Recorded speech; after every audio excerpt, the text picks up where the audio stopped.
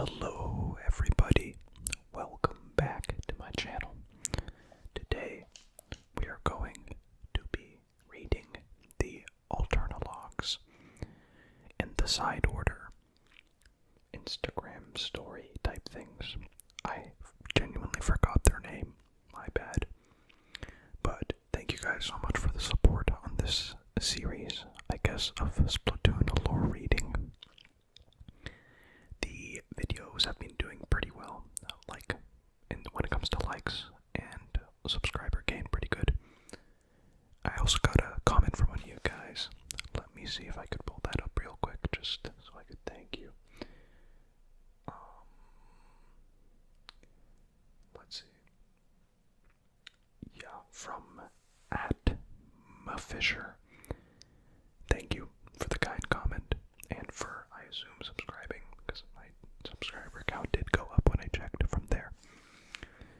And I will be continuing with this, but I don't think I'll be doing as many gaming videos, as I don't have as much time as I had earlier.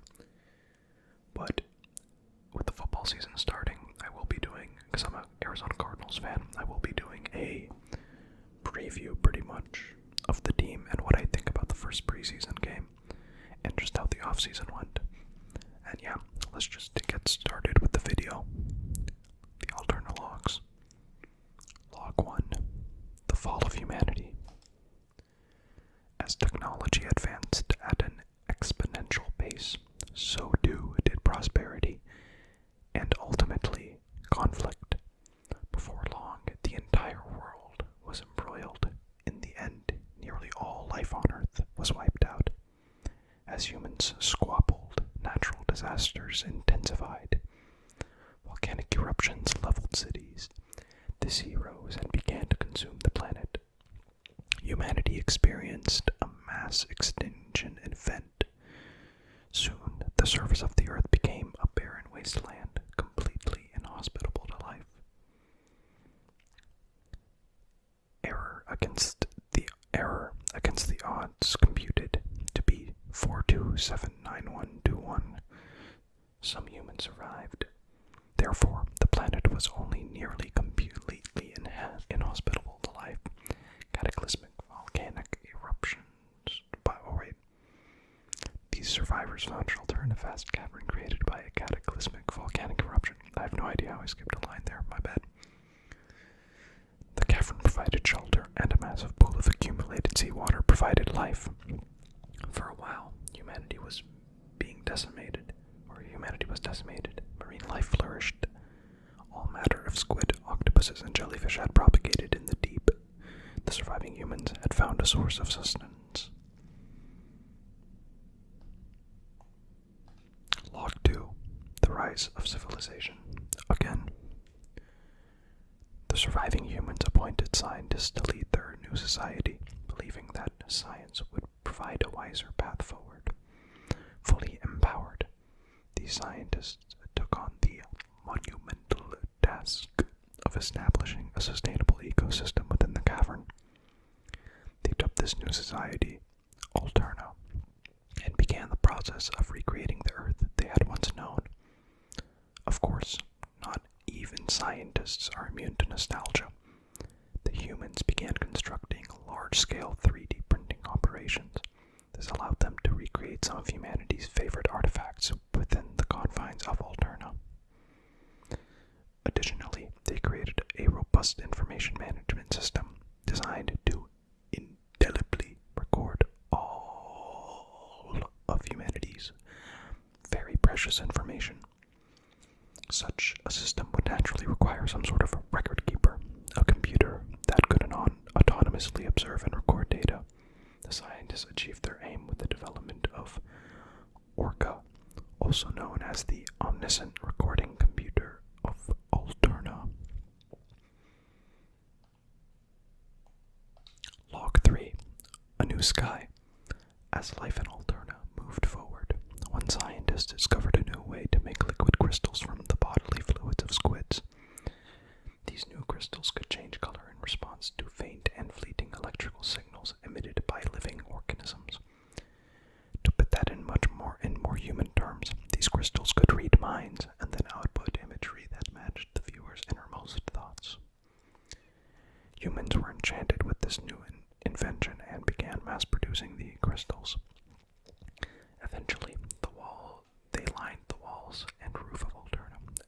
crystals absorbed the collective desires of those in Alterna. They assumed the appearance of the sky as it was seen on the surface long ago.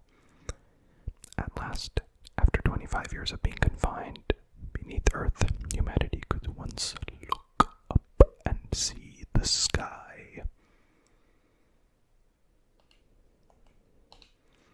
Log 4. Humanity's final day. The years passed with prosperity.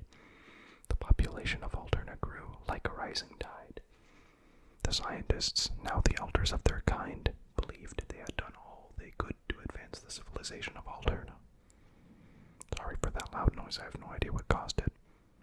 They began selecting new leaders to succeed them, entrusting to them the world they helped build. Humanity's new leaders inherited both the brilliance of their predecessors and the unquenchable thirst for innovation. I'm very sorry for the plane in the background if you guys hear it. This new generation, born and raised in deep Alterna, would prove to be every bit the match of those they were to succeed.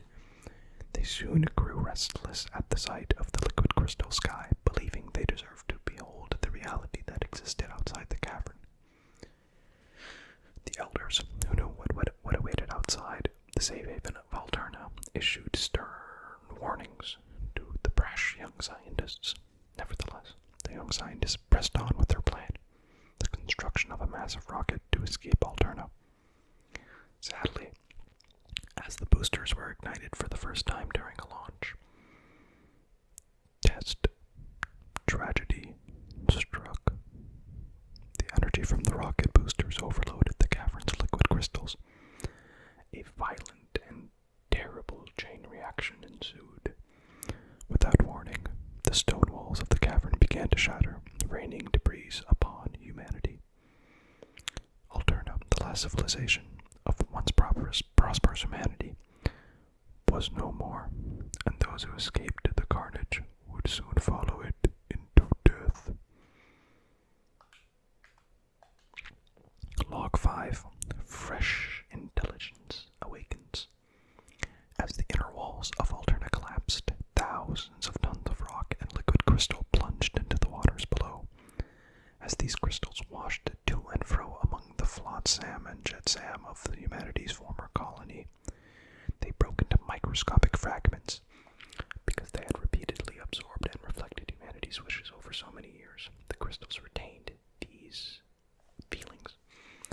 Little by little, the squids, octopuses, and assorted sea creatures that thrived in the waters of Alterna absorbed these crystals into their bodies. This process continued until, one day, the marine organisms began to feel something, dare I say, fresh. These fresh impulses bore a striking resemblance to humanity's passive desire to return to the Earth's surface. Spurred by these impulses and whatever else that may have been floating in the polluted waters, the sea creatures began to evolve rapidly. Each species developed pulmonary respiration, mobility, and other traits consistent with land-dwelling creatures. They began to adapt. Their intelligence grew at a remarkable pace among generations. Some species even gained extraordinary camouflage capabilities. A point of no return arrived. The sea creatures of Alterna set foot on dry land and never looked back.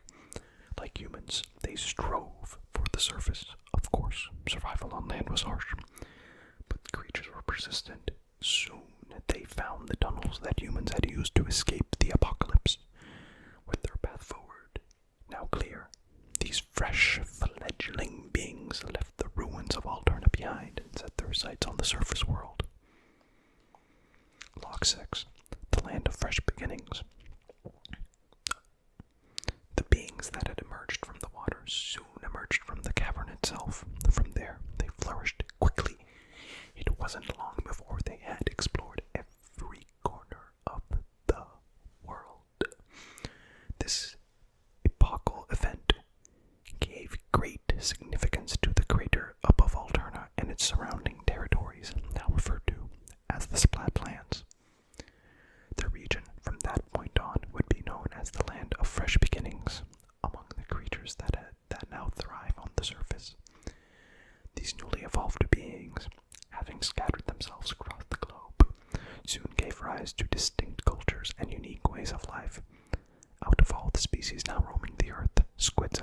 octopuses soon distinguished themselves via intelligence and fresh vibes, so to speak.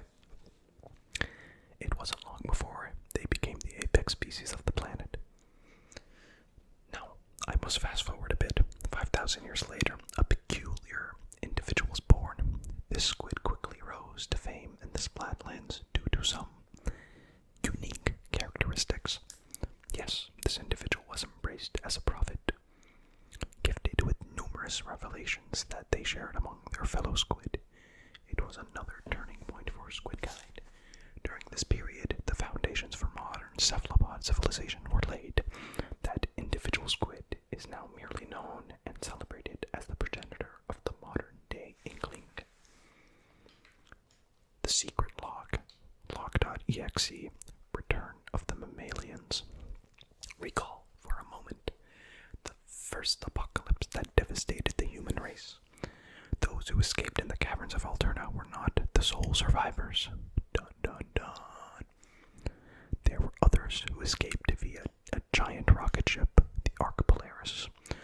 Launched in the nick of time, this ship was laden with many of the Earth's species that had been placed in a cold sleep. The mission was simple: find another planet to replace Earth. Considering the circumstances of its launch, the Polaris had a smooth voyage until it reached the edge of the solar system. It was at that point that debris struck the vessel, damaging its navigation system. The crew was able to turn the ship around, headed back towards Earth, but the effort was in vain. There was not enough fuel to attempt a landing. The Ark Polaris drifted aimlessly for 10,000 years. Eons passed. The once stable orbit of the Polaris decayed over time until the ship found itself in the inescapable pull of Earth's gravity. Re-entry was not kind to its inhabitants. All perished, save one, Bear number 3, an experimental subject who had retained consciousness within his cold hibernation, survived. For 12,000 years, he had dreamed and plotted. Fully awakened, Bear number 3 came to the terrible realization he had not landed on a new planet at all. He was back on Earth, and yet it was not an Earth he knew. This Earth, it seemed, was dominated by sea creatures. Not a single mammal to be found. In the course of his search for even a single fellow mammal, Bear number 3 used navigational equipment from the wreckage of the Ark Polaris to discover Alterna. It was a wasteland, of course, but a few of the liquid crystals that had once covered the walls and ceilings remained. With knowledge built during his thousands of years of dreaming, he repaired some of Alterna's facilities and began researching the crystals. This research bore fruit when Bear number 3 compounded some of the liquid crystals within his own fur. The experiment created an entirely new creature into a mammal, or an entirely new substance with one terrifying property. It could transfer any creature into a mammal. Bear number 3 realized the implications immediately. He could restore the planet to a mammal paradise. He began stockpiling fuzzy ooze, as he called it, within Alterna's still intact rocket. For such a venture, he would require the acquisition of thousands of golden eggs. These were unused in the creation of the fuzzy ooze, although the exact details have never been recorded in my memory banks. But Bear number 3 had a plan. He formed a corporation that would go on to employ locals to collect his golden eggs under the name Grisco Industries. Mr. Gris, as he was now known, would pay handsomely for them. With fuzzy ooze production peaking, thanks to the assistance of unexpected inklings and octolings, Mr. Gris took the final steps to set his plan in motion. The rocket was loaded. It wouldn't be long now. It would not be.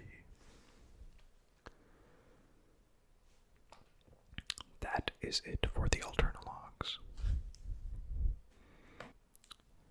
Okay, now it's time we check out the Marina Dev Diary. That's what it's called. We were going to read through all of them. This should be a bit shorter though, because these in general aren't as long. We can also check out the Gelatin Field Guide. And I think that's it for readable lore in this mode. So, you know what? We're going to start with the Gelatin Field Guide. Swarming Languendo habitat anywhere. These ink the ground to ease the way for the big guys. Get rid of them quick. 8 before they bog you down with their trails. I've noticed them getting faster and more aggressive if left alone. They're really easy to defeat, but it doesn't mean you can ignore them. Sure, they're small and weak, but they can be trouble. Squash 'em 8. Conclusion. They're trash, so take them out. Marching Andante habitat anywhere. These inklings can take a little more of a beating. These can take a little more of a beating. Yeah, I don't know why I got tripped up there. They'll paint over your ink if you let them, so don't. They're about as tough as the patient's practice targets you see around. Does that help you give you an idea of what it takes to beat one? Getting mommed by these punks is bad news. Treat them like target practice. 8. Conclusion. Just like slow moving targets. Battering Lento habitat anywhere. If you let them in close, their lunge attacks seriously hurt. But they don't ink turf, so draw them into your territory and finish them off once they're weakened. Sometimes they give enemies rides, and sometimes they push others out of the way. Does that make them good or bad allies? They're weirdly drawn to 8 balls. Do not let these bruisers headbutt you, not even on a dare. I like to ink the ground in front of them and laugh as they crawl through it. Conclusion. The more distance, the better. Portal habitat Gelatin Central. They'll regenerate any amount of damage if you let them, so once you start attacking, don't let up until the job is done.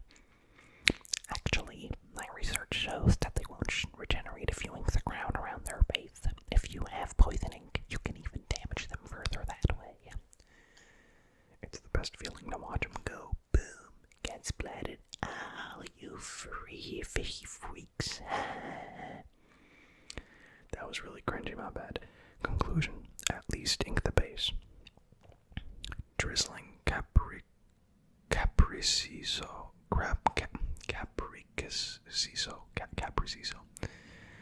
habitat over inkable floors. I can't stand these things. They'll spill ink all day if you let them. Do yourself a favor and take them out before the whole floor's a muggy mess. If you defeat them early, they don't pose much of a threat, and they don't have much health either, so try to take them down as soon as you see them. They're a good reminder to look up every now and then. Keep your head on a swivel. 8. Conclusion. Keep it your turf, not theirs. Panicking Alamambo habitat Octoling free spaces. These cowards run when 8 gets close, but your ink slows them down, so chase them onto the ground you've inked, and it's like shooting fish in a barrel. They'll run from your bombs too. You can use that to your advantage to flush them onto your own turf. You're never gonna outrun these suckers, so you gotta outsmart them instead. Make me proud. 8. Conclusion. They can't escape a good plan. Whirling Accelerando habitat walled off areas. Their heads are their weak spot. Wait until it pokes out before you shoot. Until then, while they're spinning around, hope you're all light on your feet. When you defeat one, it leaves the shell behind. They make great weapons. Just touch one and it'll slam into enemies and ink a path for you as it goes. So we can splat them to turn the tables on. You know what to do. 8. Take these out and make its friends regret it ever showed its face. Conclusion. Primo targets to use as weapons. Springing Spiccato habitat hopping grounds. They'll try to splash down on you when you get close, but you can fix that. Just look up and splash splat them before they hit the ground. The pedestal they leave behind, it can launch you if you touch it. It can be a handy escape route if you ever find yourself swarmed. It's also just fun. Are you cool with Ice 8? Because I love them. Conclusion. Beating them is your ticket upward. Gushing Triomphale Habitat. High clearance ceilings. Shoot down the capsules it spews. It'll self-destruct and save you some trouble. You can also shoot the capsules after they're launched to convert them into your ink. They contain things like bombs and toxic mist. You're telling me that's what was spamming those splat bombs at us? Conclusion. Make it eat that capsule. Spawning Accordo. Habitat. Scenic elevations. The seeds growing out of them become missiles that home in on you. Never mind the base. Break all the seeds and they'll self-destruct in a big explosion. Destroying at least some seeds is a good idea. Otherwise you'll wind up with missiles seeking you from every angle. That sounds like work. Can't we just go for the body? Looks like it has way too much health for that. Conclusion. Treat those seeds like targets. Homing Arpeggio. Habitat near spawning Accordos. These are the flying missiles that come flying if you leave those. These are the missiles that come flying if you leave those weird tree things alone. They home in on you, but slowly, so don't panic. Don't try to run from them, 8. They'll just chase you down. They leave nasty ink splatters wherever they hit to. Yo, you do not want to take one of these to the face. Get him before it's too late, 8. That kind of rhymed. The conclusion, shoot them before they get you. Towering Nobilmente. Habitat, scenic elevations. That at the top is where you want to aim. Take that out, and what's left will explode to damage. Any enemies nearby. If that's out of reach, cut the body down to size, but finish the job, or they'll regrow the tower part. They'll get more aggressive too, so watch out. They attack like someone gave them a charger. If they miss with the first shot, don't give them a second chance, 8. Conclusion. Take it out at the head. Asynchronous Rondo. Habitat. Boss floors. The face, like nodes on the rim, are its weak spots. Bad things happen if the searchlight catches on to you, so hide in its blind spots or duck in your ink until it passes. You'll need to destroy the lit up layers to win. You can work your way up from the bottom or try for the higher layers first if your weapons have long range.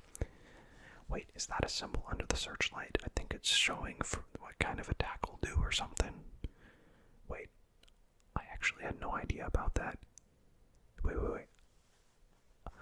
Oh my god, dude. That is insane. I had no idea about that. You learn something new every day. Conclusion. Don't get caught in the searchlight. Pinging Miracle. Habitat. Boss floors. When it's rolling around, aim for its exposed parts. If it hits a bumper, it'll bounce off and leave behind a swarm of fish. Not ideal, but a chance for a lucky chain. The other things that happen when it bounces, the shell opens a little, making its insides easier to hit. Go with whatever tactic is best for your weapon. Nobody's going to talk about how it suddenly charges you full steam, huh? Better lay down some ink and scram when that happens. Conclusion. Think ahead and fight smarter. Parallel cannon. Habitat. Boss floors. They're tough opponents who look a lot like 8. It goes past looks too. They're more powered up your palette is, the more power the more resources they have. Don't get caught in a pincer maneuver. Use the high ground in the middle to force one-on-one skirmishes. They can do triple splatdowns out of nowhere, or these spiders learn that trick. Conclusion. Pick them off one at a time. Marino Agitando. Habitat. The top floor. I'm just glad Marino's okay. We have Aiden Pearl to thank for that. Thanks for getting me out of there, everyone. I'll try to repay the favor with my hacking skills. We can stop Order if we all work together. How dare Order put Marina through the ringer like that? That thing's on my list. Conclusion. We're gonna make Order pay. And last but not least, Overlorder. The top floor. Order was vicious, but we're no slouches ourselves. I always knew Aiden Pearl could do it, and so we returned to the real world, happily ever after.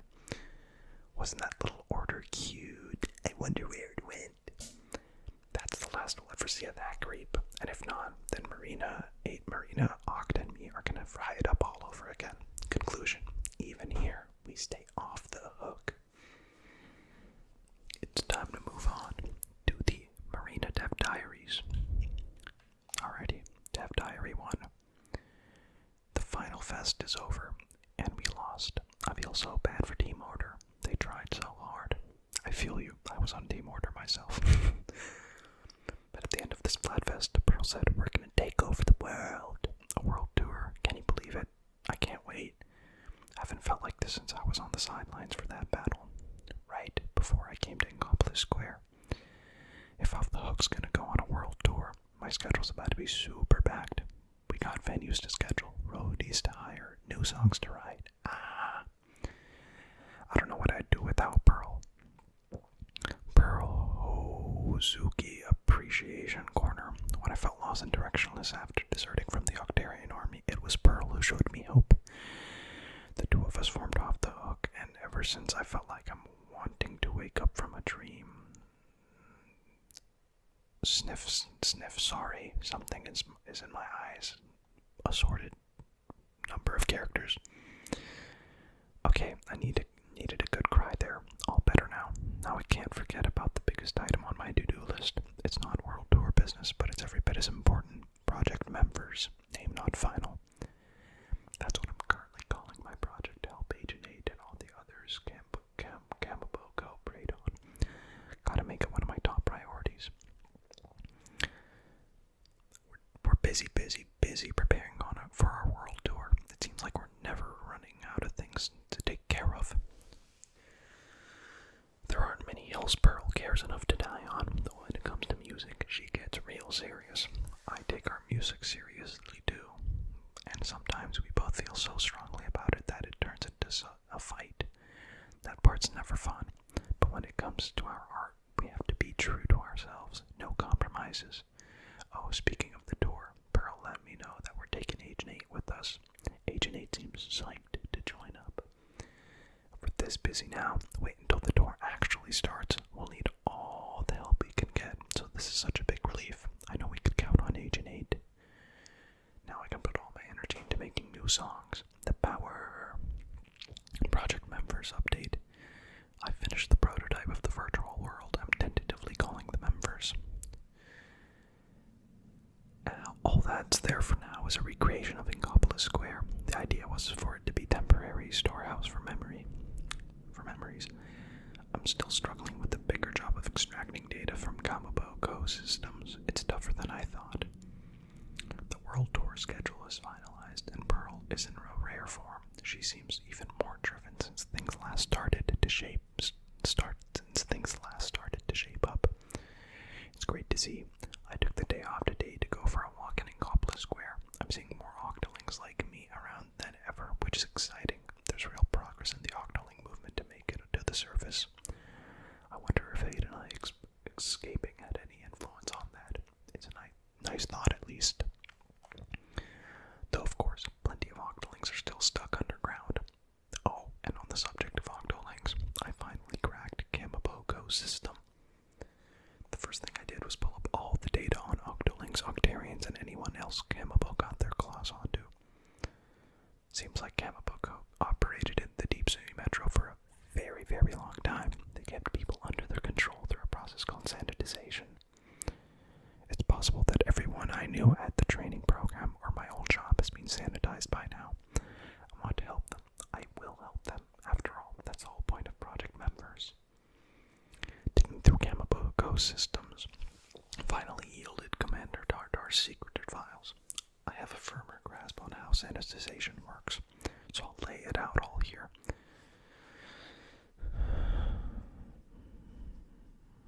Sanitization extracts the subject's thoughts and memories. These are saved as memcakes.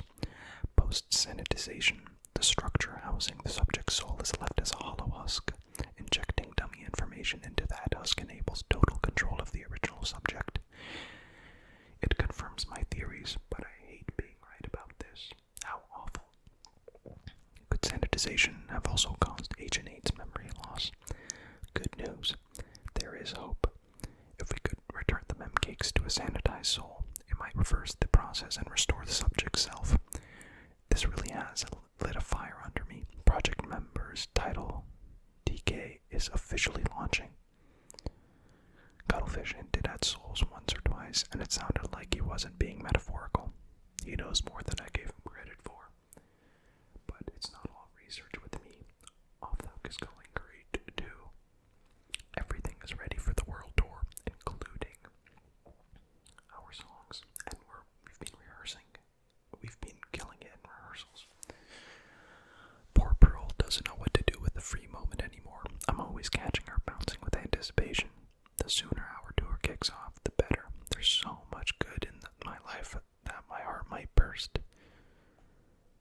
This is hopeless. I have no way to determine how any of these memcakes belong to. I started off analyzing memcakes from Agent 8 and Cuttlefish, then did a large-scale survey of memcakes I found in Kamaboko's warehouse, or rather, its trash dump. But none of that helped me match the memcakes to their owners. If it wasn't bad enough that their origins are hard to trace, I can't rule out that a single memcake could be from multiple octolings mixed together. So what now? I'm not yet to the point where I could return these memcakes to their owners even if I tried. Would it have killed Commander Gardar to manage his data properly? Ugh, this is feeling like a dead end. So it's time to change my approach. In better news, Off the Hook's world tour is getting closer. It is really shouldering a lot of the last minute load for us. It's been just what we needed. Oh, and about 8. I always kind of felt like Agent 8 was too formal to say all the time. So the other day, I took the plunge and called out, "Hey, 8, and I got the wildest smile in return. Mission success. No idea. If I can't get the system to match a memcake to its soul, what if I could get the memcake itself to do the work? All that the thoughts and memories would have to do is return to their natural form. Now that's an idea worth exploring. So in practical terms, by taking the thoughts and memories stored in memcakes and mixing them up further, then setting them up with the basic framework of a soul, in theory they could sift through them and select the ones where they belong. I don't see a way to do all that in the real world, but if I could convert the memcakes into data that I could upload to a virtual space, this is sounding more and more doable. Project Memphis, name may change, is back on. I never thought I'd see the day when the Memphis virtual world I created would serve an actual purpose. Though I haven't really touched it since finishing the prototype, I hope it'll do what I need it to. Memphis developer notes. Secure required processing power by tapping into Kamaboko's mainframe. Use the Memphis prototype virtual world to gather memcake data for later world expansion. Access confirmed from within the Kamaboko internal network. Set up external access via standard C cucumber font. User set color ships from general memory index into palette basic copy of their souls and establish a connection with their memories. Adversity proven effective for memory retention. Have users repeat tasks to make the memories stick. Once the memories are sufficiently locked in, complete the processing. All proposed steps so far have been verified down the line. Might be good to represent these steps as climbing a tower. One task equals one floor. Top floor equals processing complete. If a user reaches the top floor, the experiment is a success. User's soul is restored to its original state with its own thought and memories. Create dedicated avatars with special rules to ensure smooth operation. Need avatars for Memphis management, user guidance, system security. I finalized my Memphis concept and started working on it in earnest. I need to put some operators pretty soon. Man, this is pretty long. I'll handle system management myself, and I think user guidance would be a great fit for Pearl. It's truly all starting to come together. I'll put myself at the top of the tower so Pearl has to climb it to get the user to me. Wait, would that make me like a storybook princess? Now I have to do it. Build you a tower with the path worth the climb, brave Pearl. All that experience making training stages from my days as a tutor, the training program is about to pay off. After all, I want this tower to be a good experience for the users, but I still need somebody to handle system security for the members. Maybe I can ask that person Cuttlefish introduce me to for help there, and I'm hoping he will volunteer to be the first test subject. I better not forget about the Off the Hook World Tour. It's 2 months away now, and I'll make time for music and the members. Our world tour has started. It's a lot of work, but a lot of fun too. I love being in Off the Hook so much. Why did I think I'd have time for a major project while on tour? I'm writing this way past midnight. This is me venting without screaming, so loud it wakes everybody up. I had an idea right before my bed. I wanted to get it down before I forget, so when I went to my computer and the next next thing I knew, hours had gone by. What am I doing? Pearl and the door staff are relying on me. I can't tell them sorry. No show for today. I forgot to sleep. Well, we're taking a break once the first half of the tour is over, so maybe I could buckle down and finish this then. In fact, maybe's about it. This Octolink can do anything. But for now, Project Member's final title pending is on the back burner. You know, I might not have time to do the whole thing by myself during the tour break, but that's what friends are for. I know plenty of engineers from the old days who'd jump on the chance to help. I hope so. Anyways, oops, I think I see the first rays of dawn out there. I really gotta get some sleep. Good night.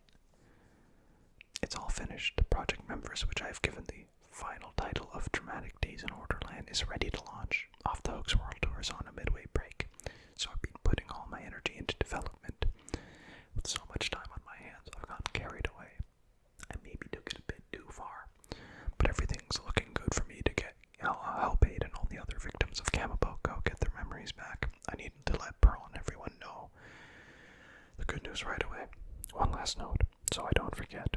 As I was messing around to make sea cucumber phones a viable access terminal, I found a security hole. In theory, someone could exploit it and pull anyone with a sea cucumber phone into the members against their will. I need to warn the phone company about this. Tomorrow is finally the trial launch of Dramatic Days in Orderland. It will be our first test subject. We've put the system through its paces, but we can't guarantee there aren't any unknown risks. But Aid's more than happy to help out there anyway. This means so much to me. Aid being Aid, I'm sure getting to the top of my tower will be like playing on easy mode. Hopefully, I really hope Aid's memory can return. Fingers crossed. Pearl is joining us too. She doesn't seem to get what it's all about, but she's usually down for whatever. Together, the two of us will make sure Aid gets through safe.